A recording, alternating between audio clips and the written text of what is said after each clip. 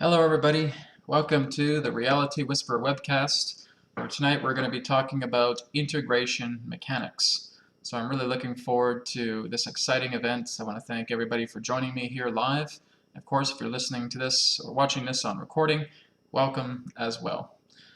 So before we get started, I'm going to be doing a few announcements because I do have some upcoming exciting events that are going to be happening for July, for August, for September. So I'm going to go ahead and just show you some of these upcoming events that are going to be happening. The first one is Harnessing the Force, Techniques to Cultivating Spiritual Immortality. This is going to be taking place on Sunday, August 20th at 12 p.m. Pacific, 3 p.m. Eastern. When you sign up, you basically get live interaction, and you also get a copy of the recorded event as well. So to register for this event, you can go to realitywhisperer.com. This is basically following up where Reviving Ancient Mastery left off, looking more into spiritual immortality. In fact, I had someone I talked to today who has actually already achieved a state of immortal body. And so that's going to be a big subject that I'm going to be talking about tonight as it relates to spiritual immortality, working with integration also. So again, Harnessing the Force, happening Sunday, August 20th. To register, go to realitywhisperer.com. Okay, and this is an event that's going to be coming up in my neck of the woods in Victoria, BC, Canada, but it is also going to be available for online viewing as well. A friend of mine named Caroline Chang has put together a really extraordinary event. She is part of the Universal Oneness Alliance, and this is an exciting event that's going to be happening on September 3rd, and it is going to be live streamed as well too. So I will be a part of this event, channeling Adronis, and there are two other special guests, Tina Spalding and Joanna Ross, who are also going to be channeling and sharing a lot of their empowering information as well too. So it is called Humanity's Awakening. We are never alone. And so if you're interested in taking a look at this, it's going to be a really exciting event. Go to oneness-alliance.org/events. Again, that's happening on September 3rd, 2017, taking place locally here in Victoria, BC, Canada, where I am, and again, available for live streaming. This is going to be a really exciting event to be a part of. And happening in October, October 28th and 29th, there is going to be the Channeling Development Workshop. This is a whole weekend, a 2-day online webinar that I'm going to be partnering up with Portal to Ascension. Again, this is actually available. It's come online today. It is already ready for registration. You can just go to portaltoascension.org and just click on Upcoming Events. You can scroll down and you'll see the Channeling Development Workshop there. Now basically everybody that signs up to the Channeling Development Workshop will also get a 50% discount on the brand new course that I'm working on right now that's in the making, called the Channeling Development Course. So this is going to be the most extensive channeling, psychic development, and healing course that is available online. It's going to be several hours of video information, of audio information, and also has an integration of the Adronis 4-phase courses that are a part of its curriculum as well too. So it's the largest channeling development course that has ever been put together, and I'm looking to roll this out around the time of between end of August or early September. So it's coming along, but it's a very big course. But anybody who registers for this one, the Channeling Development Workshop, then you'll be getting a 50% discount once you register, and that can go towards the Channeling Development course that I'm working on right now. So again, a very exciting weekend that is in store in October, just before Halloween. And finally, I'm going to be talking about light circuitry. I have created a second version of light circuitry, of the light circuitry attunements, and this has been profound. I have a previous version that was very, very powerful, but being able to look into the second version of light circuitry attunements, it has been absolutely marvelous, just seeing the results this has had on people. And so I really just encourage everybody, if you have not had a light circuitry attunement yet, it's one of the most amazing systems that I've ever experienced myself, just witnessing the client and what happens to them as well too. It's really remarkable. So you can go to realitywhisperer.com, go to Sessions, and under Sessions you'll see the light circuitry attunements. So if you have not had one yet, go ahead and grab one. I am taking bookings and it will just transform your life. The amazing, remarkable energy of light circuitry attunements is just astounding, and I'm just saying this as a person who's witnessing the people that I work with and their transformations coming together. It has certainly impacted me on such a positive level as well, but just being able to see and witness people transform just before your eyes instantly through light circuitry attunements has been incredible to see. So again, feel free to go to realitywhisperer.com and sign up for a free session. Or I'm not sorry, I shouldn't say that. It's not a free session, it's a paid session. My apologies. Go to light circuitry attunement session on realitywhisperer.com. But there are some free things. You can go to realitywhisperer.com to check out. We have a free 15-day e-course. We have free media. We have free meditations. So there's a lot of free stuff. But the light circuitry attunement is, of course, a paid session. So you can go ahead and check it out, but it is worth every single penny. All right, so we are now going to go ahead and get started with tonight's information, tonight's event on the Reality Whisperer Webcast, which is all about integration mechanics. So as I talked about 2 weeks ago in the Reality Whisperer Webcast, I was really talking about a lot of shifts, a lot of cosmic energies that are coming upon our planet right now, and that we've really reached the point now where we can no longer look at ourselves in a state of an old paradigm and feel that that is going to be salvageable to move forward to where we're going. So what this is basically stating is that you are really just spending a lot more time when you go inside yourself and realizing how lucid, how malleable everything truly is. The idea about where we are going as a species is really just in such an array of transformation. We are really just starting to see ourselves coming out of this cocoon, seeing this caterpillar that was really committed in old paradigm beliefs, in old paradigm mentalities, and now just being able to see that caterpillar go inside this cocoon, ask these questions, ask about reality, ask about themselves, ask about why am I here, what am I doing here, what's my purpose, how is it that I came to this planet, why am I in this physical body, why am I on this world, why are all these people around me, why are there 7 billion people on this planet, why are there animals on this planet, why is there nature on this planet, what is it that we're all attempting to do, etc., etc., etc. We get blown up with all of these questions.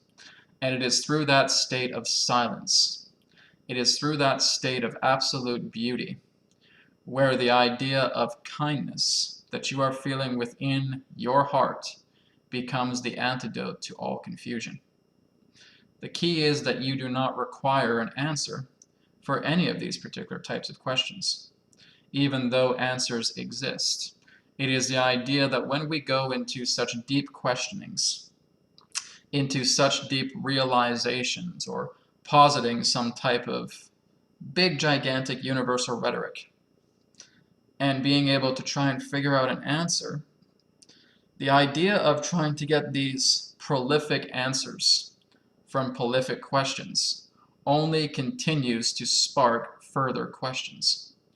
So, I myself have quite the analytical mind. I myself have quite the positing as it relates to inquiries, questions. I like to know the big questions, the big answers and all that. But there really just comes a point where you know that those questions, when they're asked, they're just meant to be observed into a state of silence. And this is what we're doing in integration. Through integration, we are basically looking to go into and being able to transform ourselves. So this is why it's an integration. We want to be able to just look at all of these questions and just smile at them. Why am I here? What's my purpose?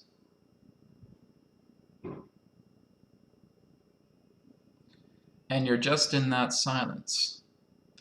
It's just like you're feeling this energy that has no voice, but is a voice that says, silence, soften, serenely come together.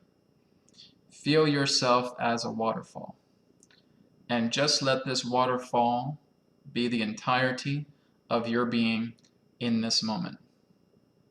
What about extraterrestrials? What about other alien contact? When's disclosure coming? What about Trump? What about the U.S.? Shh.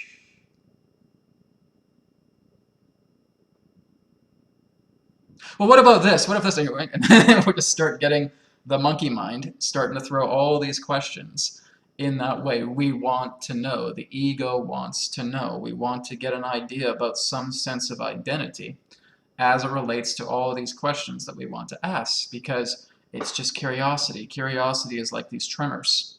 It's like tectonic plates that are just rumbling and creating all of these intensities within our reality. But when we finally just step back, not that there's anything wrong with those questions, but we're just stepping back and we're just becoming that waterfall again. This is even what I was noticing before I was coming on air, just before I was about to start this broadcast tonight. I was just going into a nice, relaxing meditation, and again, my monkey mind would start, hey, I don't want to be late for this, am I getting everything here? It's like, shh. Just be. Just integrate into this moment. Make yourself as soft as possible. Make yourself water. Become the waterfall. And just let yourself soften. You are making time exist. You are making demand the demand of all that represents your reality. You create demand. You create time. You create this aspect where you feel something needs to be put into action. Something needs to be busy. When in this moment, all you're attempting to do is go into a state of calmness. This, ladies and gentlemen, boys and girls, is how we are integrating cosmic energy. Soften yourselves up. Let go of the feeling of the need that the monkey mind needs to ask all these questions and throwing itself around like a hamster that's going 300 miles per hour on this wheel. You want to just soften yourself. We are not responsible for the collective. We are not responsible for other people's feelings. We are not responsible to how other people perceive us. All we have right now in this moment is ourselves. We have this silence. We have this one infinite moment that is all stretched out upon this illusion that represents the idea of linear time. And it's all about being able to value that moment of silence. We're not putting a timestamp on it. We're not putting something that says, okay, I've done this, now I need to get back into my monkey mind world, right? Let's let go of that. Let's stay as the waterfall. Let's stay as this gracefulness. The idea of water is that it's soft, but through its flow it can be powerful. That it does not have form, yet we are able to fit it into a container, right? It's going back into those ancient understandings as the power of water, the softness of water, the malleability of water, and that it can only become a form once we decide to put it into something, right? So letting yourself be soft and connecting. And when you start to look at yourself, maintaining yourself in that state of softness, you open your eyes and you continue to look at this world as a waterfall. The walls that are in your room, seeing them as a waterfall. The people that walk to and fro around you or have interactions together with you, just seeing them as living waterfalls. Because as long as we maintain that particular type of energy, there is nothing that can break or shatter that mentality as it represents the softness that we are emitting through ourselves, right? We want to be so analytical. We want to have demand. We want to be able to have answers. And whenever we are constantly looking for answers, we're never going to discover the state of solution within ourselves, because something else will always arise. That's the idea of the logical mind. The logical mind always wants to feel, okay, well, I got some information here. What about this? What about this? What about this? What about this? What about this? And it'll continue to drain you. There will always be curiosities, and curiosities are fine. But just keeping yourself centered in this moment and letting yourself realize that if I can stay as tranquil as water, as feeling this beauty of the waterfall itself, I'm integrating a lot. Because what allows us to integrate these cosmic energies, all of this intensity of waves that are coming upon our planet right now, is the ability for us to let them in and to let them do our job. We feel that if we have to be consciously responsible for trying to plan something, to try to commit to ourselves and saying that, well, when I do my meditation, I'm going to control a lot of stuff, I'm going to put all this energy into my stuff, and I'm going to be consciously adapt and adapt myself and make all this energy a part of myself. As long as we do that, we're actually creating much more of a ruckus within ourselves than what is actually necessary. What is all that needs to happen? It is just being able to soften, to let this energy do its work, to let your body as an intelligent organism work with this energy and put it where it needs to go. Just be the experiencer as it relates to your reality, rather than feeling that you need to control things all the time, that everything has to be done by you, that you need to make sure that I'm adjusting my chakras, I'm spinning them in this way, and I have to do this, and this is how I'm going to make extraterrestrial contact, and all this stuff. We put a lot of this demand. Again, we're looking to go past demand and coming into flow. And the more that you soften yourself up, the more that you will see the universe unveiled to you. It will not come when you are basically rigid, when you feel so hard, when you have all these heavy rivets just popping out of your body. That is not going to bring you clarity. It is through those rivets, through that hardness, through those many different corners, those many different crevices, and that rock hard aspect that is keeping us identified to the illusion of feeling that I need to ask all these questions, and that even I get answers, it's not helping me to go back inside. It's keeping me rough because I'm staying outside. I'm thinking everything that's on the projection screen of reality is going to be my saving grace, and that I need to go meet this guru. I need to go talk to someone who is an expert, and I need to get all of these answers, and maybe I'll be satisfied. All right, that's your choice, but really it's just being able to let yourself continuously be in that state of softness, and realizing that when you soften yourself, when you work in the energies of subtlety, that's what these energies really are. When these energies are first coming onto the planet, they're soft and they're subtle.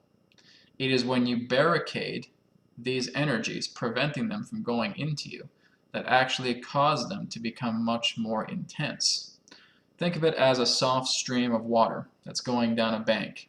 All of a sudden we close this heavy marble door, and then we close another heavy marble door on the other side, so that only a little bit of water is coming in. Well, over time, that bank is now going to be filled with all of this water, and it's going to start building up.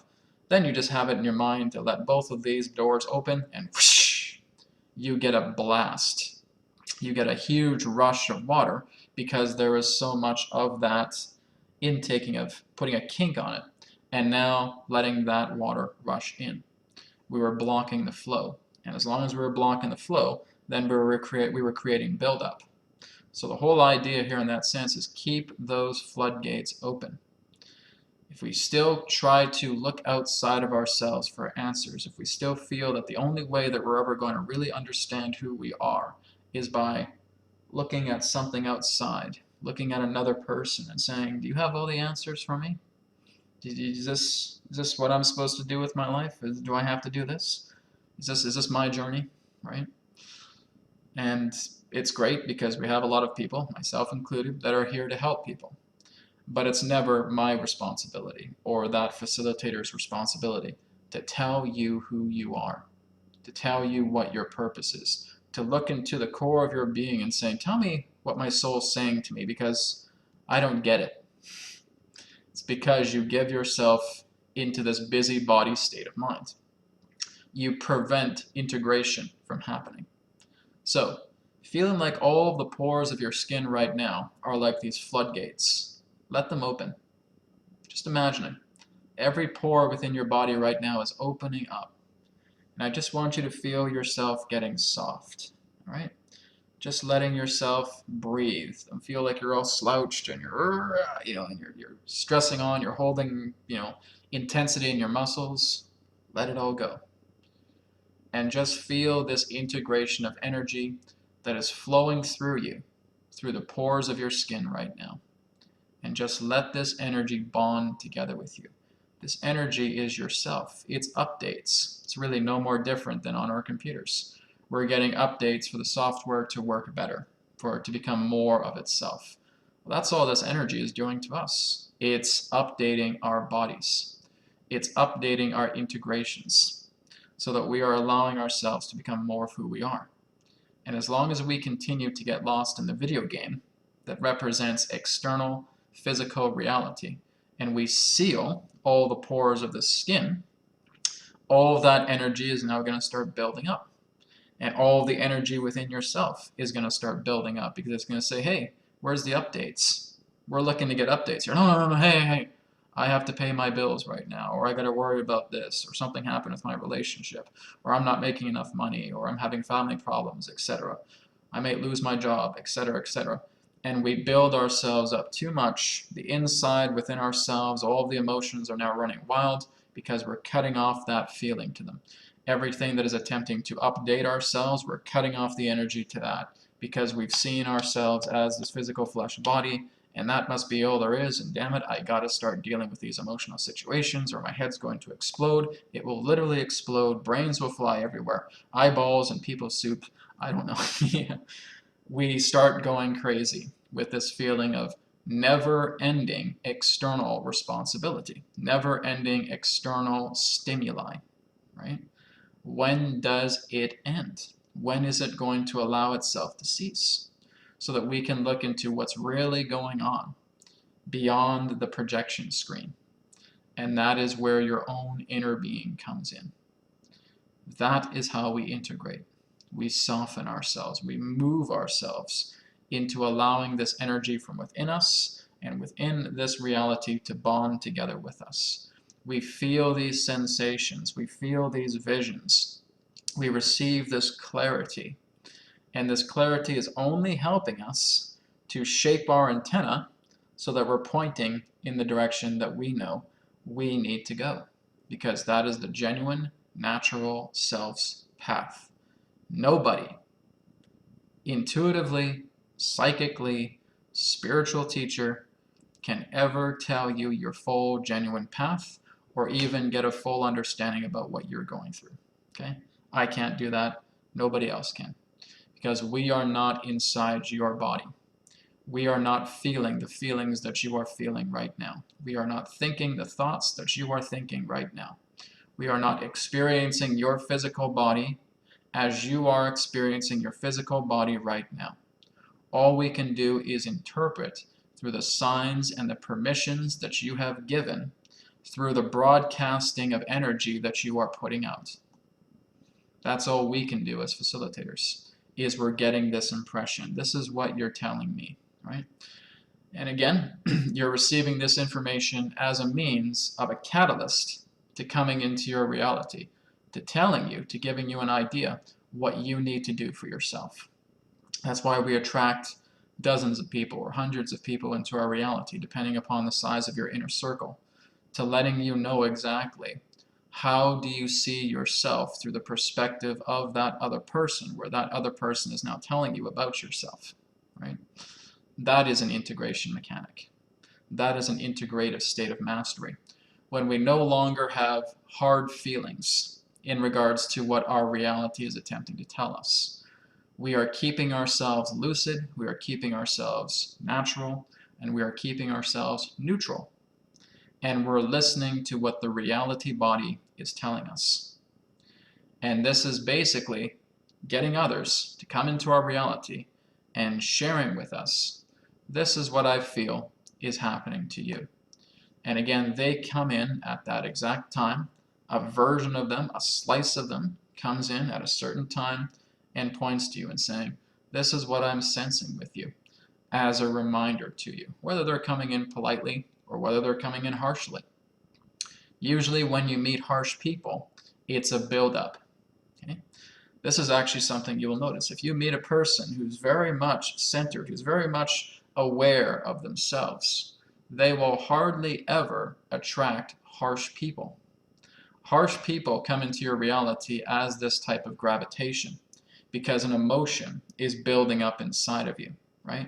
When you're really good at working with your emotions, of being aware with yourself, those people in the inner circle of yourself aren't really going to be that harsh. They're going to be a lot more courteous. There's going to be a lot more love in the air because you are showing how much you love yourself, right? This is the ingenious capacity about how we are broadcasting and creating this reality through perception that is telling us about such people that are in a reality. So when you're experiencing a person who's very harsh, listen here, blah, blah, blah, blah, right? And this is what you should be doing, blah, blah, blah. Even though they seem harsh, and even though there may be a toxic feeling with them, there is some type of slice that is telling you what they represent through yourself, right? That could be your own inner critic. That could be your own inner bully. That could be your own inner tyrant. That could be your own inner boss. Whatever it may be, it's telling you that something of this nature is existing within yourself.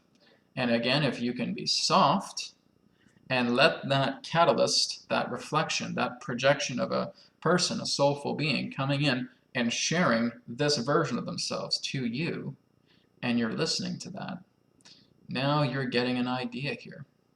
Well, I understand this person was harsh. I understand that they may have felt like they were borderlining on toxicity there, but they had some type of point. I have been very, very hard on myself as of late, and this person is now being hard on me because I've been hard on myself, right? It all just adds up in that way. This is why I tell everybody, start a journal, get a diary, and start just writing things down on a daily basis, because when you meet that person, you say, where the hell did that person come from? That guy was such an a-hole, man, what is going on? But then you look back into your journal maybe a few days before that happened, and you felt you were just so harshly critical of yourself. You were overcritical, you were judging yourself, you were putting yourself down. Well, that's everything that this guy was doing to me. Huh. Could he be telling me something, right? Something there still exists. I have been overcritical about myself. I've been putting myself down. I've been very self-judgmental. That's how this reality works. It is not just going to be some fumbling around of people who are randomly coming into your reality and randomly saying things to you and really make no sense at all, right? When you keep track of yourself and you notice that these people are coming into your reality and saying these things to you, you are now backtracking. You're looking back at these things that you may have put in a journal or some type of documentation that you're now able to look up. Something in regards to memory sparks, saying, yes, there is something there about me. Well, this is the universe reminding me that I need to look into myself and I need to work on that emotion because I felt that I have not been good enough, that I've been judging myself so harshly. Maybe I haven't been putting so much time into my own inner work, and etc., right? So now that person has lived out their purpose. You may never see that person again, but that's just giving some idea of how this catalyst, this reflection of your reality body is talking to you. There are antibodies, there are viruses, there are cells, there are organs that all relate to the reality body, right? We're just looking at a vaster body than what this physical aspect of ourselves is telling us. Sometimes we'll see that through collective news, through collective stories that are happening. Again, something with the president, or something with politics, or something with exopolitics, or something with monetary systems, or whatever is happening. We're looking at that collectively to basically become aware about how it makes us feel about ourselves inside. When we see something on the news that really just appalls us and shocks us, that's not to say that you are, quote unquote, feeling appalled with yourself. In fact, that's actually showing something of a much more brilliance to yourself, because you're showing the sensitivity of saying, this is something that I know I do not want in my reality, right? So it's not to say that, well, you know, this person freaked out because they were seeing dead bodies of people everywhere in a foreign country because of a shooting in that sense. It's not to say that you need to look at that and say, oh, all right, well, bless those people, what's next? In fact, when you actually have a reaction like that, that's showing there's a lot of pain inside you. But when you're looking at this and you're feeling appalled, oh my God, I can't believe that's happening. Good. Because that's showing you that your heart is very, very strong, right? You're opening up this compassion for people. When you see a lot of these things happen that are horrific, and you know that you're just appalled by that, and that you want to reach out your heart, you want to try and make all this feel better. Congratulations, that shows how much of a heart-centered person you are. That shows your compassion energy. Whenever you're looking at this, oh, that's too bad, okay, well, I need to go get a burger. Well, then that's showing that there's a lot of stuff buried inside here that's not allowing itself to come out because you're basically being desensitized to it, right? But it's not about having to flip on Facebook or flip on the TV or whatever it is you have and feeling that you need to constantly get appalled by this. It's a natural reaction. It's not saying, oh, wait, maybe somebody's watching me. Oh, yeah, that's horrible. That's repulsive. Blessings to them, etc. It's not to say that you need to put on an act, right? Just be your natural self. But be aware of how your natural self responds to such stimuli like that you may encounter in collective reality, or even in your own self state of reality as well, too. Just be honest and open, and do not be so hard on yourself if you feel that maybe your heart is still having some challenges in being able to open up and feel that state of compassion, right? That's why you're here. You're utilizing the stimulus to realize that. Saying that, well, I'm going to integrate that. This is what's going to allow me to become masterful with integrating with myself when I'm constantly looking at the ties, at the crumbs of what reality on a collective level, on my own self-state level, is attempting to tell me, so that I can open myself up a lot more. And the more that we're able to do this, this is what's bringing in the integrative mastery, being able to work together with integration mastery and showing ourselves we can care more, right? Because we've been so hard, we get just chiseled like a cement block. And we get more and more hard when we constantly spend more time out here, right? Where everything here, the walls, the people, the environment, is our entire life, we get rock hard, right? When we start to spend some time within, when we start to go inside, we start to realize that everything that's happening out here is actually happening in here, and it's just coming through a conduit interface reality. Now we're starting to feel softness. We're starting to feel that waterfall, just like we're putting our hands through water, and we're feeling all this energy raining down. My goodness, it's soft. It's not like a impenetrable cement wall that you'd see from a prison or something of that nature, right? And that's the most important part as well, too. Let yourself move past the idea that you are confined inside a prison. Because as long as you feel you are confined inside a prison, you relate, you identify, you create terminology of everything that's happening within your external reality. You put such harsh and rugged belief systems on top of those terminologies, and you are no longer adaptable to flow, to see something in regards to a state of change, to re-identify situations, terminologies, definitions that you have put forward in physical life. When you start to again go within and start to be flexible, now everything feels liquid. Everything can just pass through. Everything feels interchangeable. So this is again the aspect of prisons. You know, we can go into relationships and we can feel like we're in a prison because there's no communication, there's no agreement, there's nothing in regards to a malleability, a bonding in that way. It feels like we're just together because we're loyal to each other, because we're obedient to the idea of promises that we've made in the past. But now, since so many things have changed, I guess we still have to own up to those loyalties, even though we can't stand each other. Well, that's volunteering yourself to be inside a prison, right? Whether it's something through the self, or something through a relationship, or something through a family circle, or something in regards to employment, right? As long as you look into this state of loyalty and obedience, I will be loyal to this person, I will be obedient to this person, even though we no longer have anything to gel with. We have nothing in that way.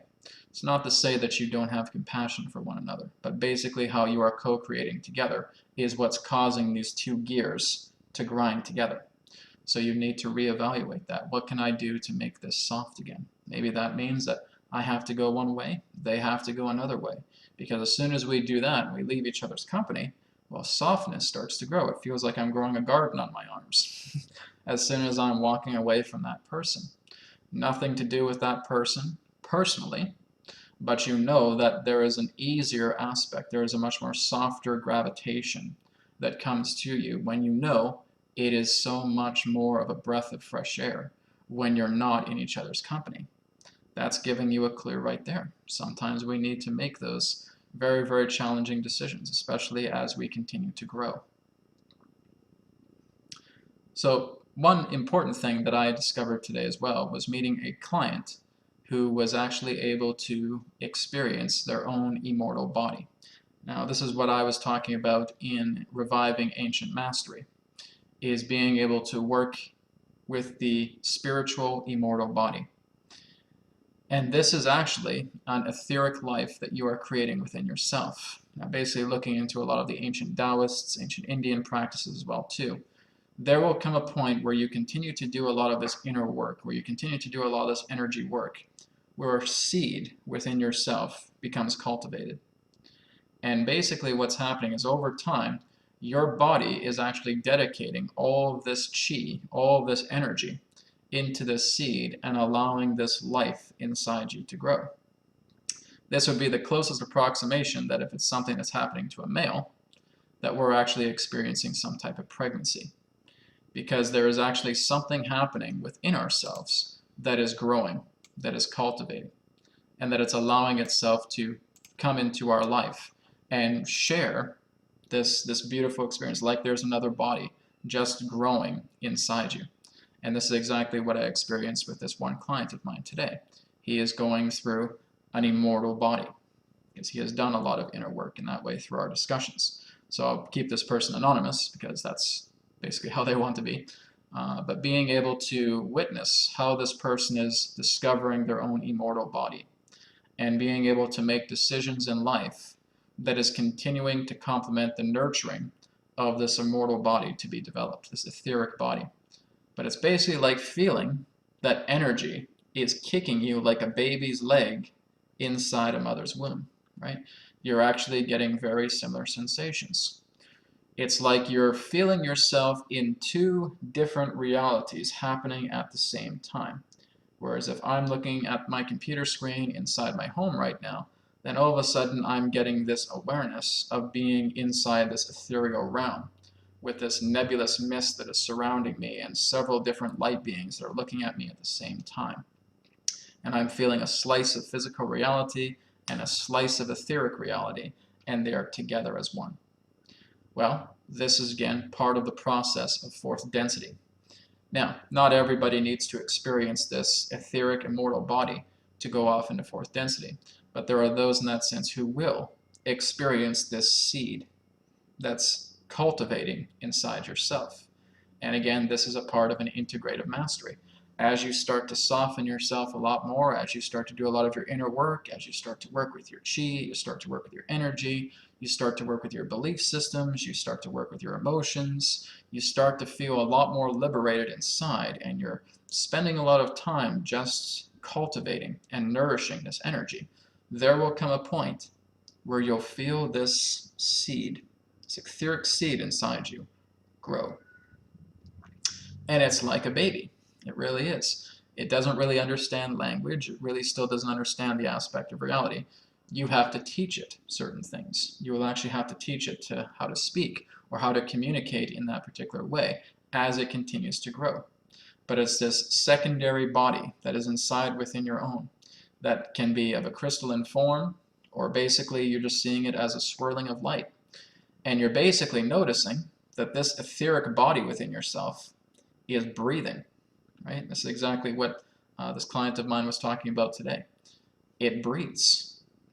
I could hold my breath and I can feel lungs coming in and out. I can feel it breathing. Can probably even feel a heartbeat as well too. Yes, because this is an etheric body.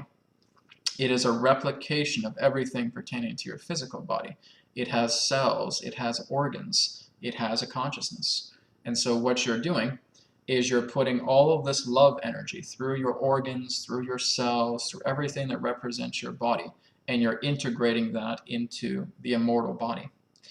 So basically what happens is, for example, if this person, just randomly, for example, was able to live 50 years at the time to where their immortal body was integrated. And they've worked so much on this immortal body, they've had conversations with the immortal body, they're actually noticing that the organs are online, there's like a second heartbeat, there's a second pair of lungs, there's a second liver, there's two other pairs of kidneys, etc. They finally know that it's time for them to pass from this physical body to transition. They will instantly go to that immortal body.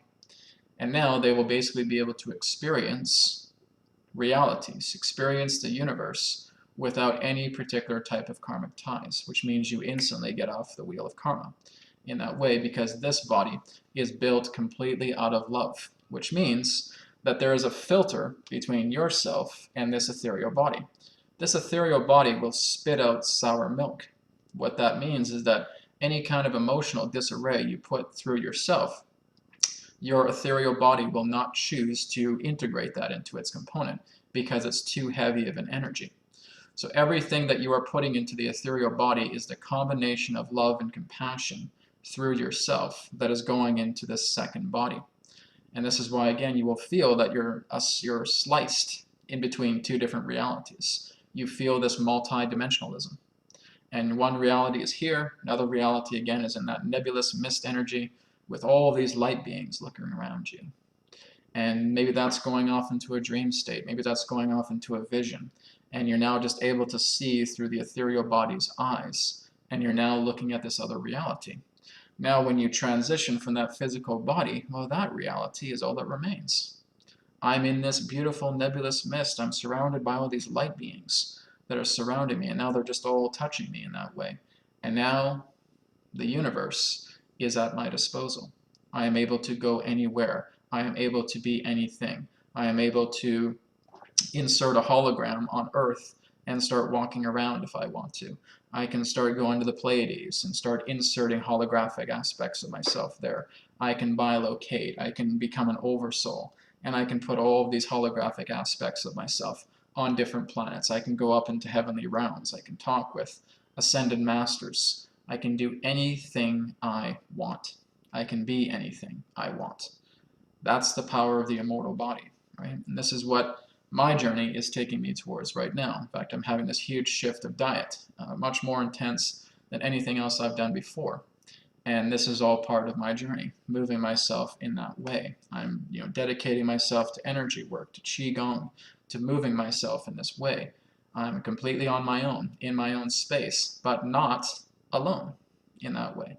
It's not a loneliness. It's the idea that the reality body itself is a state of emptiness, but it's not an emptiness of loneliness, right? And this is what I'm moving myself into, which means I feel great just being in this space on my own and just being able to get this understanding because I'm building this relationship with energy.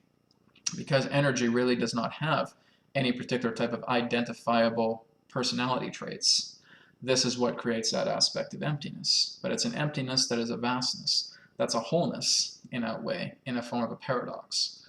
That's what I'm going through right now. And I know a lot of other people will be going through this as well. In fact, there may be people listening to this right now and saying, Brad, what you just described, maybe I have an immortal body. Would not surprise me at all, right? There will be people who will feel this seed growing inside them, and it'll start to cultivate. Some people may ask, well, Brad, have you felt your immortal body yet? It's hard to say because I haven't felt it very much in the way that this client has told me, but there certainly is another body that's within me that I do feel at times. It's just a little bit of a different reactional state in that way, but I can tell it's definitely growing and processing a lot further and cultivating further, that it will eventually lead up to where this person is. So yes, in a way, but you could say it is still very much conceptual in that way of being able to feel it as I feel this physical body. Right now it's kind of like an after feeling, an echo in the idea of feeling in that way. Not just Adronis, but again, something else that represents this etheric aspect that is coming together. So again, we will experience this. This again is all part of an integrative mastery, because basically, whenever we depart the physical body, and let's say that we've left a life behind, this is very chaotic. We were not able to make harmonious symmetry with the people in our lives. We travel up the tunnel, we look at our life review, and we see all of the instances that we are. When you're looking at, for example, your wife, you are your wife in that life review. You feel everything that she feels. You experience everything that she experiences. Your best friends, all these people that had large, I guess you could say, main roles with you in life. You go through them, you feel them. Because all we're doing in life is interacting with the one being that is ourselves, that is sliced into these instances of each other where we create this pretendness of just being inside this body. But when we go up for that life review, we feel everybody's feelings, we feel everybody's thoughts. And it's not even possible to state how that could even feel to a person. And we become just hit with all of this energy and saying, I gotta go back. I gotta go back again. I want to take care of this. I want to resolve this because I want to be able to work together and really just refine my energy and being able to complete this task that I've come here on Earth to do. And you will only know what that task is, right? Because even again, as I stated, not everybody is going to be able to tell you who you are. You have to pay attention to the increments of catalysts within your reality regarding that. So we go up for this life review and we come back. We choose the parents that come together. We understand that as we choose these parents, they are molding their jing, their kundalini, their prenatal energies together that could be quite karmic. But this is all part of a vibrational matching because everything that represents their karma is what we need to work through in this life together. So that way there is now a three-way agreement between the mother, between the father, and between the child. We now adopt part of their life force that is created through the state of conception. That prenatal chi is now solidified through the idea of the conception between these two. And now we move into the physical body again, working with that prenatal chi and starting to build ourselves up through that chi, through that DNA that comes together. We birth ourselves into the physical world. We start breathing in the postnatal chi. We start working together with this prenatal energy. We notice that as we get older, maybe we're just too ambitious, maybe we're too shy, maybe we talk too much, maybe we can be a total dick to people, whatever it is, right? We just notice these aspects and we come back again. And we start to run this course all over again. And this is what, again, can be very, very challenging because we're blank slated. We don't know who we were before this lifetime came together. We may get little bits and pieces here and there telling us about ourselves in certain ways, but it's being able to look at the totality of this life that you're living right now to get some type of understanding about who you've been, what you've gone through, the extraordinary states of triumphs that you've made to basically make yourself into the realization of the person that you become in this life. But when you start working with the immortal body, when you start working together with all this energy and you purify it and you start working with these emotional states and you start bringing them back into love, you start bringing them into purity, and now you start taking care of the body, now you start taking care of the mind, now the soul is feeling enriched. Oh my God, this is great. And you now become completely aligned to this feeling. You no longer suffer because you are no longer under the expectations of this world. Expectations of people saying, well, this is what you may need to do to have responsibility. Well, I see what you're saying because that's what the former self of myself would say. But right now, this is the ideal place for me to be. But thank you so much for your input, right? And so now we're starting to realize this is the path we need to be in. Because again, whenever we're meeting resistance, we're just looking at old aspects of ourselves or even current aspects of ourselves. It's saying, is this where I want to be? Is this who I want to become, right? If the answer is an overwhelming yes, keep going, keep going. No one else is going to dictate responsibility to yourself other than yourself and saying, am I doing this right? Am I sure I'm going to be doing this right? And here's a very neat thing. As you start to become much more lucid and lighter with this energy, manifestations are going to be coming like that. Just like that, just snap of a finger, right? You start having some doubt in yourself. Whew, oh my God, I almost got hit by a car, right? You start having some disbelief in your capabilities. A person in that sense who's getting all mad at you and creating this aspect of doubt and disbelief that you are having with yourself, it'll become quick, right? You'll just start manifesting these things really, really quickly because you're feeling so much lighter with this energy. Believe me when I say you change so much. Everything that represents the trends and the paradigm of this reality to what modern civilization exists as, you want no part of it anymore, right? Some people say, hey, let's hook you up for a date. Don't care about dates anymore. Don't care about that way of how partnership needs to be forged. Not even really interested in a partner at all either, right? Because I feel so aligned with myself. So thank you so much for that invitation, but I may have to pass, right? You're no longer looking into those modalities of feel, oh, this is what makes me normal. This is what makes me fit into society. You're wedging yourself back into a box again because you're working with these energies that are so beyond anything that can represent modern society, that is so beyond anything that you can possibly conceive of that would be considered normal, you know, from that old paradigm. You now just want to disengage from it, not detach from it, because those people are part of yourself, but you're disengaging, you're opting out of what you feel the societal demands upon yourself are saying, right? So this is how this happens, is you start getting softer, you start getting lighter with all of this integrative mastery that's coming together with yourself, and you're propelling yourself, you're moving yourself into a new stream of consciousness, into a new intelligence, where you love those people, you love all these people that are part of modern society, but you know you don't fit in. You have opted out. You have unsubscribed from that state of reality because that's no longer who you are. But you're not judging them also in the process. You're saying that they need to find their own way, just as I have found my own way. Just as I had to go through my own ignorance. I had to go through my own arrogance. I had to go through my own fears to really refine myself. Just being able to understand that because people can't go with you, that you feel that you need to bring them all along with you, you know, tugging them along and saying, come on, get your shit together, guys. Come with me. It's not always going to work like that, right? And again, if you devote yourself and dedicate yourself and feeling that you're fully responsible for lifting up people, bringing them up into a state of upliftment, then you're going to stay with where they are. Because that's all part of, again, a sense of control.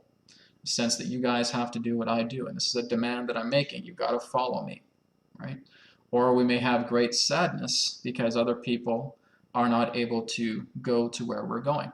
That is completely understandable, right? Very common. We want everybody on this planet to go where we want to go. There's no doubt about that. We can feel sad about that. That's okay. Feel that sadness and work with that sadness and realize that this is versions of people that you are working with in this reality. But again, everything that represents the reality of the universe is that we always have different forms of growths. We have new experiences. We have the cycle of the seasons. And this represents the universe as well, too. For we will start to attract other people that represent that type of love. If we notice that a friend of ours who've been friends with us for over a decade or 3 decades, whatever it may be, does not believe in what we do, is completely opposed to the idea of anything that we go on through our own inner spiritual journey, that doesn't mean you have to disassociate yourself with that person. You know that you're not subscribing to the idea of how they live in their reality, but you're always giving compassion to that person. You're always giving love to that person because that's the natural softness that you feel within yourself. But do not feel that you must be disheartened because they're not able to see what you see. It's not possible for a person to see what you see. And the true sadness, again, is something that's lingering within yourself. Right? And so we need to spend time exercising compassion to these emotions, letting them speak their mind, but being able to bring them into a state of compassion where we now feel together, we now feel whole. Because that aspect of sadness is something that represents a longing, a romanticism, to something in regards to a physical means where we only see that body, that person as one particular form, and not all the other forms that they can become that we can attract through our ability to making ourselves lighter. Right? So again, that's a very important part of integrative mastery as well too. Okay? So I just want you guys just to reflect on everything that I've shared here tonight because again, this is just my perspective and I know you guys will have lots of beautiful perspectives of yourself as well too, but just me doing my part as a facilitator and sharing this information and being a helper in that way to helping you see something within yourself that is truly beautiful, truly soft, and monumental just beyond any type of words that can be shared. All right? All right, so I'm going to go ahead and open up the chat room. And if you guys do have any questions in regards to what has been shared tonight or anything else on your mind, again, we're just going to kind of keep questions kind of semi-personal in general. Personal questions are more so for private sessions, so that's available on my website that you can go to. But if anybody does have any kind of semi-personal general questions, either for myself or for Jonas, feel free to share, and we'll see what questions come through.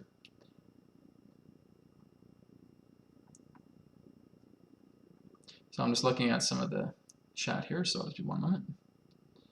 Okay, I'm just kind of scrolling up here.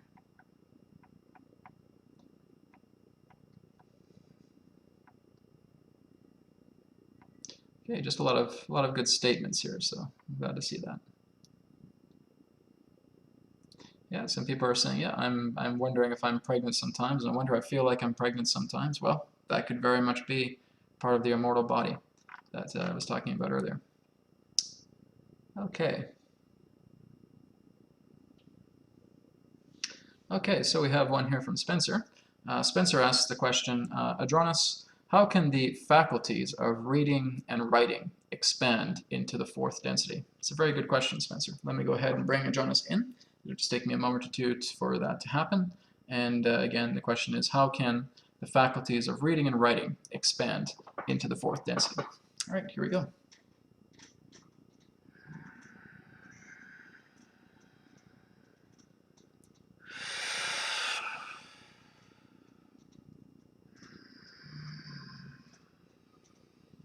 Terra.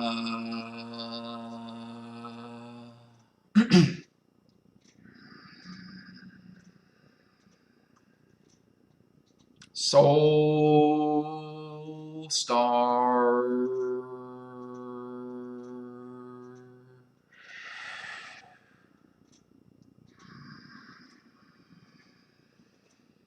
Sirius.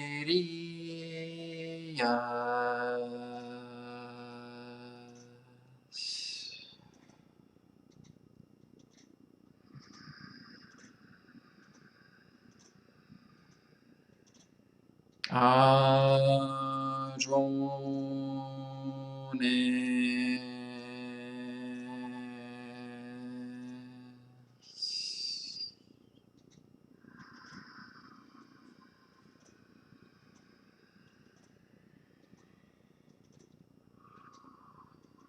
We are here. At this time, we bid you greetings and thank you very much for the opportunity of this interaction today. I'm Adronis of Sirius, sending love, appreciation, and gratitude to all who are tuning in to this broadcast being brought forward through your internet collective consciousness.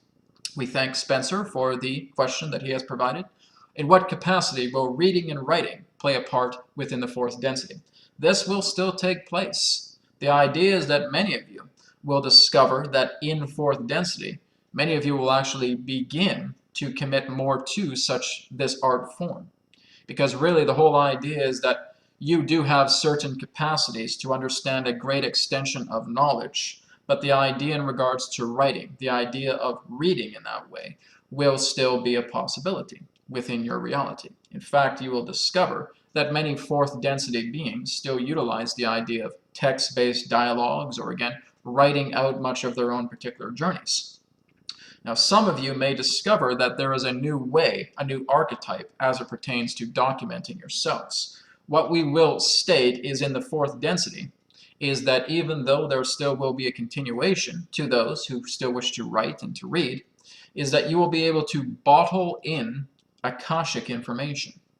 And what we mean by that is that you may actually start to utilize natural technology that will bottle in energies of Akashic instances, which actually represent your foretelling of a certain sequence happening within your life.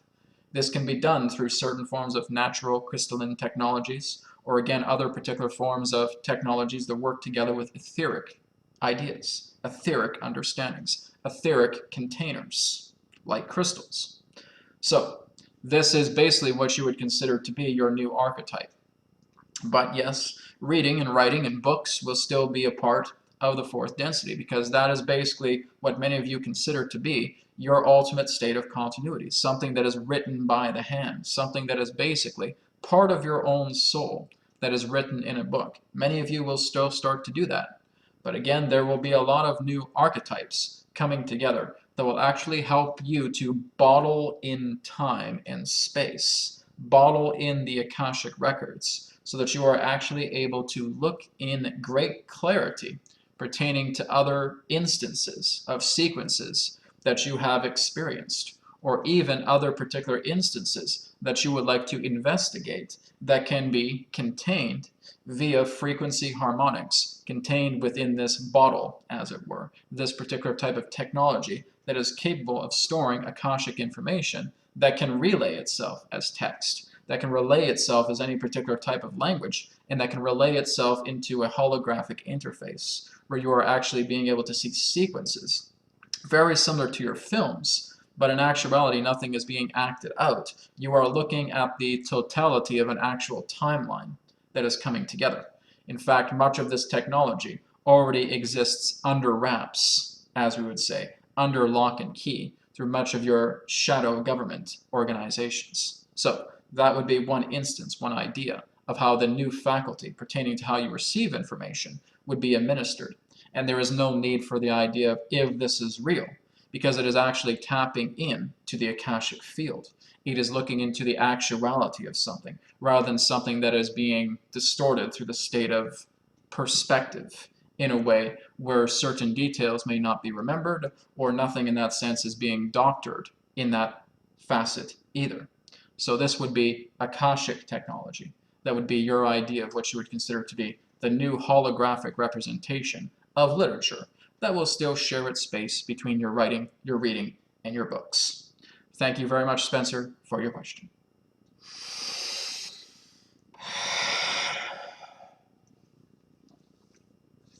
All right, great. Thank you, Spencer, again, for the really great question.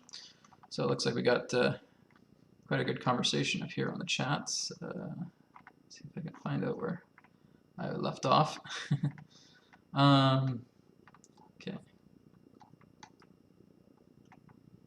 I have no idea where I left off. Okay, I'm just going to have to kind of scroll up through the, oh, here we go. Okay. Let me see.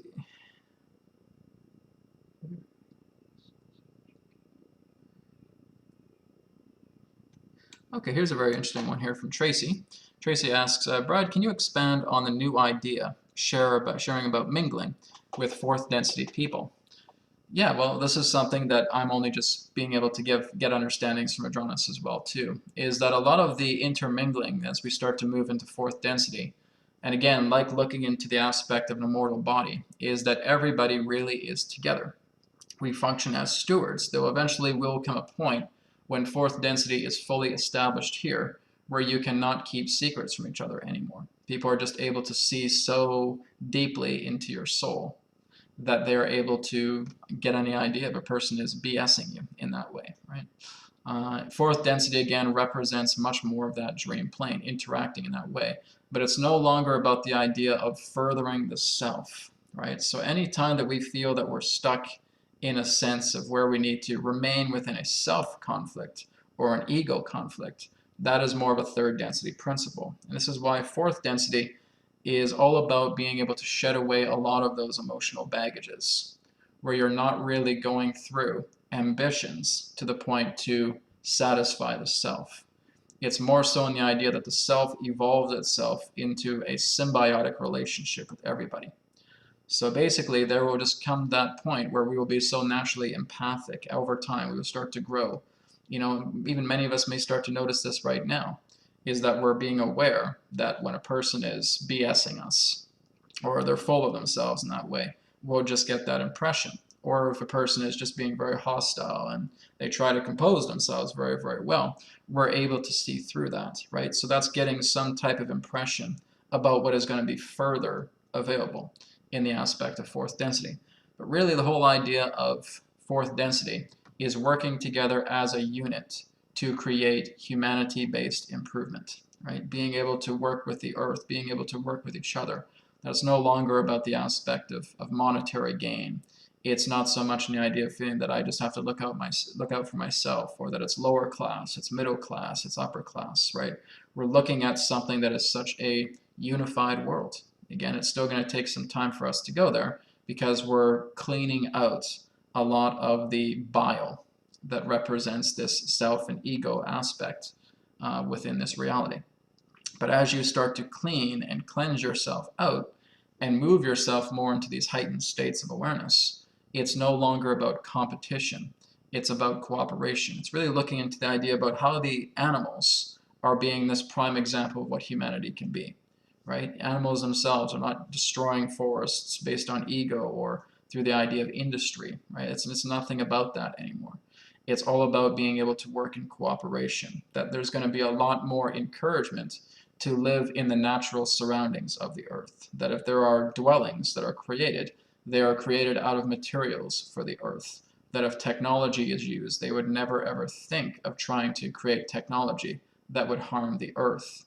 That when we're working together in that sense, again, kind of like what Adronis was talking about with the Akashic technology, we can't even fathom such a reality like that. We can't even fathom how a society would be able to take energy out of, take information out of the Akashic records and being able to see this actuality of what is actually happening. Blows the mind. You really couldn't even try to even imagine that until you're actually faced with it. So it's really representing that there is a stewardship being created here in fourth density. Again, we don't have all the information because, again, it's such a different density from what we are existing right now. The Earth as we know it will still continue to exist. It's like a replication of this Earth that has moved into the fourth density Earth. And that's some type of instance of this feeling of being pregnant, of feeling this other body that's being created inside of you, is basically the template that's going to move you from that one density to another. Some people might say, well, Brad, what if I don't feel that template? It's there. It is certainly there, and you're going to feel some instance of it when you start to relinquish a lot of this hard feelings upon yourself or for others or for reality, right? So you start working and softening yourself up, and you will start to feel this energy. You will start to feel this body coming online. Again, not everybody is going to transcend in the fourth density, as I've talked about before. But civilization is going to be very, very different. It's not an out for number one type society anymore. It's the idea that we are going to share everything. That a lot of the hybrid beings will be coming on the planet and starting to share themselves. Basically, the feeling I'm getting is that a lot of these hybrid beings will start to show themselves in fourth density, right? Starting to move themselves when we start to go into more of that energy. It may be possible that they're meeting us in between as we're going through that shift right now, but a lot of them in that sense are basically already there in fourth density. It's kind of like what I was talking about in a previous video, where that, or Jonas was talking about, where instances of fourth density people are already starting to interact with you, right? There's going to be another video that Jonas is going to be talking about, and it's going to summarize a lot about how humans will actually look a lot more like hybrids in the next century or so, right? The bodies are being restructured once again, and we will start to look a lot more like the hybrid races. But again, maybe not so, out of phase with the characteristics that we know of humans. It's not like we're going to have, gigantic big heads and big almond-shaped eyes and all that. But there will certainly be a hybridization, a hybrid human type race, and that's basically the new race, the fourth wave that Adronis has talked about. So a lot of our bodies will look a lot more hybrid-like with a lot of the new children that are coming together. And being able to, again, create this new integrative effect. It's basically that we're operating on a completely different operating system, and that we're working much more with nature. We're committed. It's nothing we can really describe that would collate some relationship to an old paradigm existence, right? So that's basically what I can share in a summary.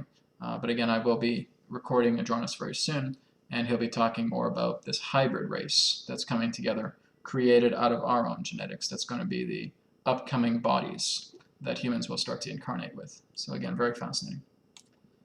All right.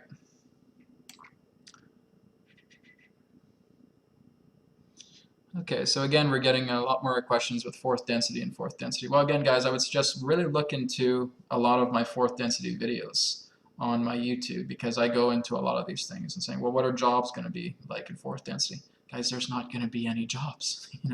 It's not looking at the idea of jobs anymore. And this is again why Adronis has come forward and said it's more about service. You are not clocking in and clocking out anymore.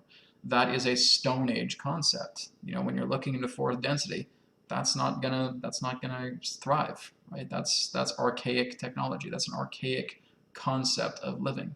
It's not about that anymore. It's more about contributing. It's contributing to the whole. Basically, if you guys are familiar with the Ubuntu movement, right, and being able to look into contributionism and how everybody is coming together and doing their own part, that is fourth density to a T. Right? That is the best way I can put it.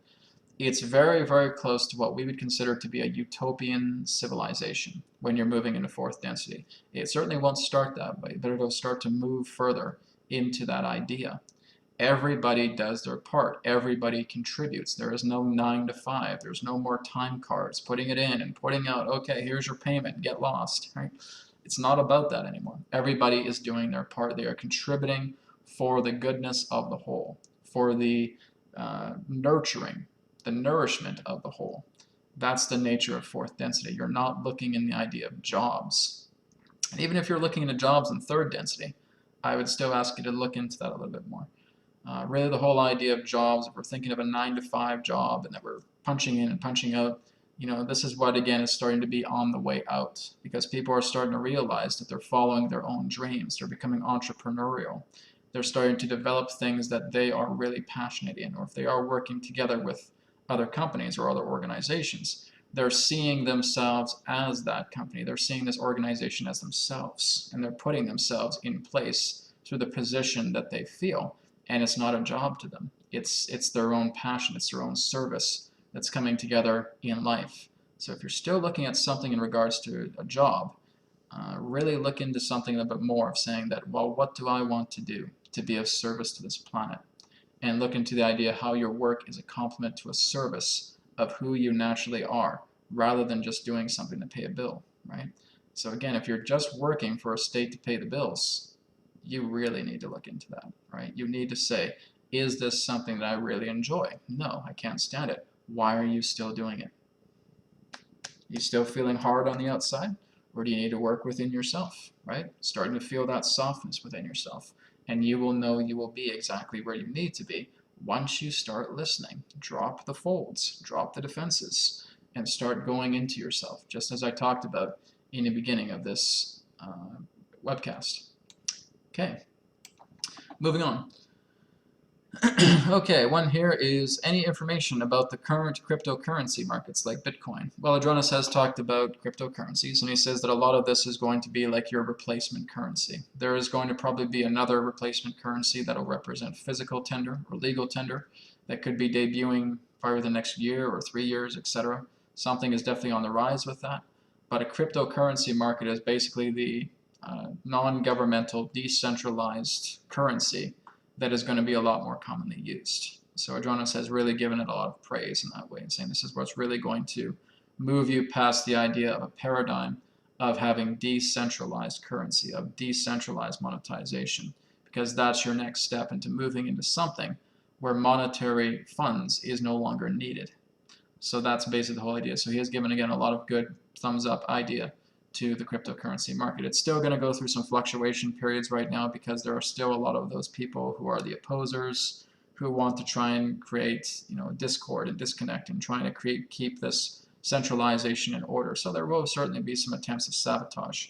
So it's not to say that there's not going to be some kinks in the work, or some wrenches in the work rather, as it relates to cryptocurrency, but it is definitely something that is very highly on a level of momentum, meant to go on the rise and starting to increase itself. So yeah, I'm actually going to start investing into it pretty soon as well too, as I do have a really good feeling about it. But there'll still be some shaky grounds to it, absolutely. But it definitely has what I would consider to be a bright future. Okay. So I'm going to take about 2 or 3 more questions here, guys, and then we're going to wrap up for tonight. Let me see here. Someone says, you need to grow a full beard, it may look epic. No, you kidding? I got the Wolverine stuff here, man. Nothing's more epic than that. Okay. Ellis says, any advice for when the internal world is expanding but the external is contracting as we shift? When the external is falling away but you still need to exist. Thank you. Well, that's what's happening right now. That's actually something that's been happening for quite some time, is that we're basically looking at this contraction of energies, right? So the idea is that this is why so many of us are now starting to go into the internal. We're starting to go inside ourselves. I believe that's probably what you're meaning here, is that with the internal world. If it relates to Earth, then yeah, it's going through certain shifts like that. But my premise is coming more so in the idea of your internal world.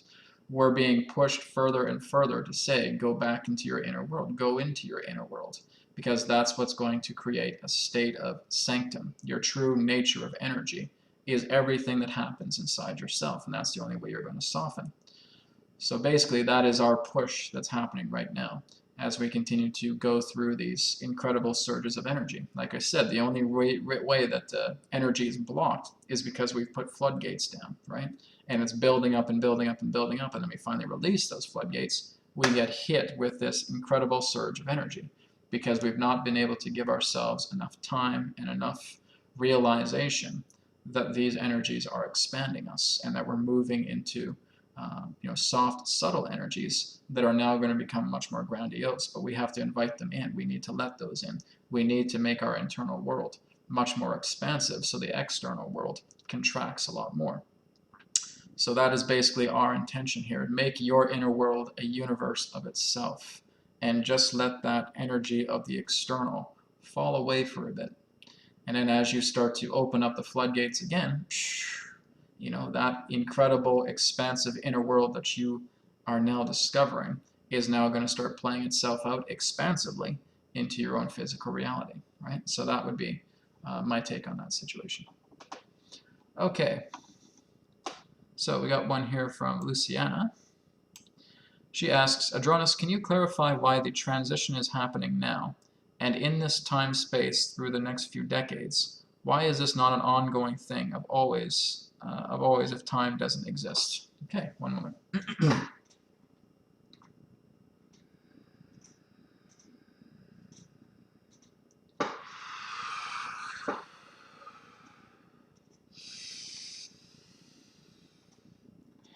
We thank you very much for the question, Luciana. As it relates to the response, it is happening because you are choosing to exist within space and time. And that's the idea. You are part of the platform that represents space and time, and as an entity that is connected to this linearity, you have basically volunteered yourself to experience the effects condensed in this type of linear space-time progression, as a result to which you understand cycles themselves to manifest themselves as. This is why, in that sense, everything beyond your space and time nexi is happening at the same time. It is happening all right now. But when you are basically going inside a bubble to where you have all conscientiously agreed to participate in a reality that holds a space-time manifold towards yourselves, you will therefore experience the cycles condensed within such a reality that is happening at the same time instantaneously. So basically, in that sense, feeling like this energy is pouring into the bubble that represents space and time. Now, from whence that energy came, it is instantaneous. You could liken it to what you would know as the highest broadband connection that instantly creates a website as soon as you turn that on. When this dripping of energy comes into this bubble that is a space-time manifold, it has a different type of processor. It has a different type of modem. And because there is a different processor, and because there is a different type of modem in that way, it is only able to interpret the energy as it comes through a linear-based program. And through this linear-based program that resides within karma, space, time, and matter, it is playing itself out intricately through everything that the energy is attempting to share with humanity, contained in this space-time nexus, in totality, that therefore must be played out through the state of sequence, through what you understand as timelines, through what you understand as your own dimensional nexus. That is why it plays out for decades. Time is existing because you have agreed to play within that illusionary platform. Space is existing because you are deciding to play with that illusionary platform. That's why it appears as if it is taking several decades. But from the experience past space, time, matter, and karma, this is happening all at once. And this represents the idea of being segregated into instances as a way of interlacing this energy that is being dripped into your space-time matter karmic bubble. That is why you are experiencing it in the way that you are, based upon the idea of time extension. So, we hope that makes sense to you. Thank you.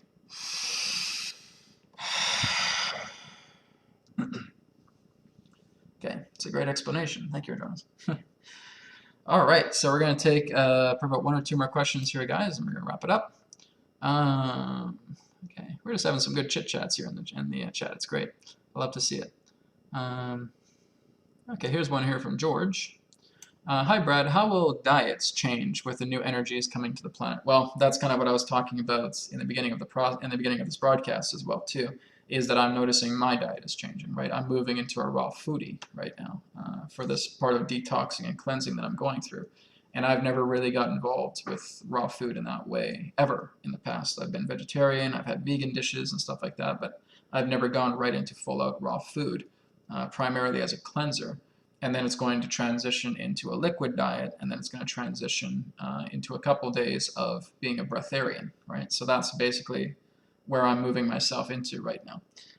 So a lot of people are just going to get those messages, right? It isn't going to happen to everybody.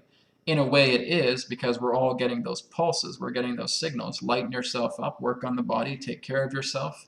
But many people, again, have those filters. They have those blockades and barriers around them and say, no, I'm just going to eat meat, I'm just going to go to fast food, I'm going to go to McDonald's and eat 20 Big Macs and have horrible indigestion, whatever it is.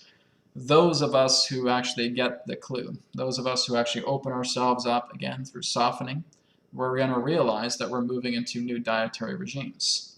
Yeah, basically when you're looking at a fourth density society, there are many different layers of fourth density, right? There's negative aspects of fourth density. There's high positive aspects of fourth density. But if you continue to lighten yourself up and soften yourself up, you're moving much more into a high love vibration, and you're moving into that higher love vibration as it pertains to fourth density. You'll notice you'll start attracting a lot of people who are vegetarian. You'll start attracting a lot of people who are vegan. You'll start attracting the people who are raw food. You'll start attracting the people who are liquidarians. You'll start attracting people who are breatharians, right? Because they're moving more into the idea of lightening up their body in the best way it's possible. Yes, there will still be food that's available in fourth density. But again, it all depends where you go. Because if you move up to higher platforms, you may not even need food in that way. The idea of food will represent itself as energy, as what we're discovering through the common means of breatharianism in that way. So there was just a lot of instances. There's a lot of platforms to play with in fourth density. But yes, absolutely, there is a negative fourth density. But really, the negative fourth density and the positive fourth density do not coexist. They're very much on 2 different bandwidths in that way. So diet itself is certainly going through certain forms of changes. That's why as soon as I start putting a dietary discussion on Facebook, I get hundreds of people just wanting to write about this and all that stuff. It's such a big thing, right? That's a good sign. Again, it's unfortunate that people want to see this too much as a religion as it pertains to diet, and I don't think it's about that. It's about the idea about really listening to your body, right? I felt an inner calling to go and do this type of shift as it relates to diet, and I'm just listening to that. I'm not going to be playing politics about what a person should or shouldn't be eating, because that's not my concern, right? It's the whole idea that they have to use their free will. They have to decide what's best for them and walk that particular path. If they come to me for advice, then I'll tap into intuition and I'll see what comes through, because that's a permission slip. But right now, I'm just looking into where I feel I'm being guided, and that certainly is the course right now, and I feel that's how diet itself is going to continue to play itself out. Follow your intuition, listen to your body, follow these inner callings. You may notice this diet will change, because the whole key is that you're making your body as light and as receptive as possible. The less particular physical food you even have in the body, the better it really is, because now you're absorbing pure light. You're being like a plant, right? You're having this pure chi photosynthesis. But again, it's not to say you need to be a full-out breatharian. That can happen in a certain capacity, right? So it gets a little bit complex to tell about these things because there's so much that can happen with all of us. But again, it's just follow your intuition, follow your heart, follow your inner callings, and act upon them, because that's what your genuine nature is telling you as it relates to diet or anything else. Okay, one more question, and we're going to wrap it up. So I'm just going to kind of scroll down the list. I'm kind of looking for a really good one here.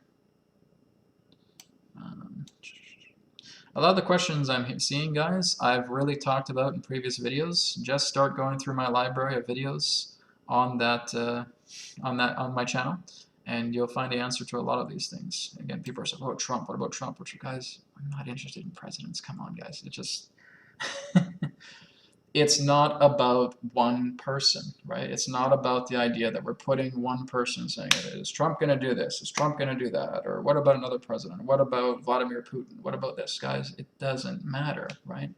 It's more so in the idea that you are lifting yourself up. Do not worry about living vicariously through other people that create these particular figureheads. And that's all that this government stuff is. It's politics of plays and Shakespeare, right? And that's really what it is. Andronis has even said as well too.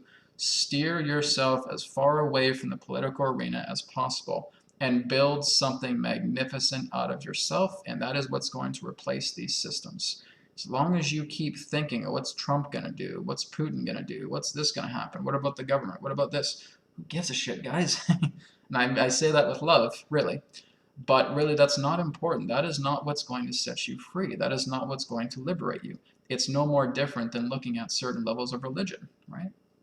It's about the idea that these are stage plays. These are people put together in front of the scenes to basically create a three-ring circus in that way, so that other things can happen behind the scenes and get cleaned up, right? That's really what's happening right now. Again, Andronis has talked about this quite a bit. He says, that's if you ask, what about Trump? What about Trump? He's doing exactly what he needs to do. He's playing this part as running this three-ring circus in front of the scenes so that other things can happen behind him and start cleaning things up, right? Going through all this particular forms of, pardon the expression, diarrhea behind the scenes and cleaning it all up.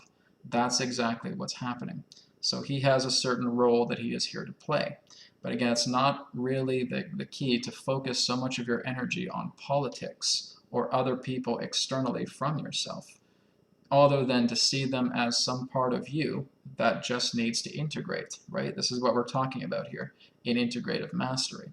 So I'm not attempting to bust anyone's balls or anything like that, but it's very, very important that there's so much more that you can tap into, that you can really understand about what you can personally do as that person. You're bigger than a Trump. You're bigger than a Vladimir Putin. You're bigger than a US government. You're bigger than a Russian government. You're bigger than nations. You're bigger than this Earth. You're bigger than this star system. You're bigger than this galaxy, right? Look into the potentialized abilities that you have within yourself and make that your life. And really come into something of saying, rather than waiting, come on, where's disclosure? When is Trump going to really start bringing out the old stuff? Stop relying on another person to do something for yourself. It doesn't work. Never has worked, right? That's why this particular system is in such shambles as it is. Look around to that reality in regards to a political scale. That's what such a system has done. Has it really ever done anything to you in totality to liberate you? No. So why continue to nurse it with energy? Why put so much focus in it? That's the whole idea. Surpass that idea. Surpass this idea of politics. It's not important. It's not going to liberate you, right? So start to create yourself. See the greatness of yourself, the capacity, the capability that you have as a human being. Make your own disclosures happen. Make your own revelations take place. Make incredible things happen into your life that you know you are capable of creating. And that's what's going to make a monumental life for you. Okay, so that's really what I want to share on behalf of a very large collective. Because, right, Spirit has just been saying this to so many people. Get off the idea of the wheel of politics. It's not going to liberate you, right? You are going to liberate yourself. This is how you generate your own inner republic. That's what's going to make the strength of your own personal sovereignty come to light, rather than relying upon another person, or if they're going to stay in power, or if they're going to stay in office, or if they're going to invite this in, or if you're going to invite that in. Make it a part of yourself. Make your own self-realizations of this, the cherishing of what you know you want to put out, you want to have manifest in your reality. Okay? So I think I've summed up a couple of questions with that. Trump, right? But I love you guys. Again, you know, it's not about me, again, getting harsh with you guys. It's just the idea that we need to really see past these veils of illusion. And politics is one of the biggest illusions there is. And the more that you just let that go and look into self-governance, self-sovereignty, self-inner republic, and make that so much a part of your life, it's so free. I don't even concern myself with politics anymore. I used to be really big on it. I was like, oh, okay, let's get this person elected, see how he does. And I've moved past all that stuff. That stuff means nothing to me right now. And I love to see it happening to all of you guys, saying, oh, hell with this. I'm tired of this three-ring circus I'm creating for myself. Great, guys. And I hope you guys make it the most incredible, beautiful, awesome life for yourselves. You can make your own disclosure. You can make your own revelations. That's what you hold inside yourself. I'm just reminding you of the greatness that's within all of you. Okay? Thank you guys so much for a really great participation in this webinar tonight. I had a lot of fun, and I hope you guys really enjoyed it as well too. Love all of you guys, and I'll see you again in 2 weeks' time. I'm going to see if I can get a special guest here in the next time in the webcast, and have a really wonderful evening or day wherever you are in the world, and I'll talk to you again in 2 weeks' time. Again, you can go to realitywhisperer.com, check out light circuitry attunements, all the events that are coming up as well too. They're going to be really exciting, and thank you again. Talk to you next time. Namaste, and may it be well with you all.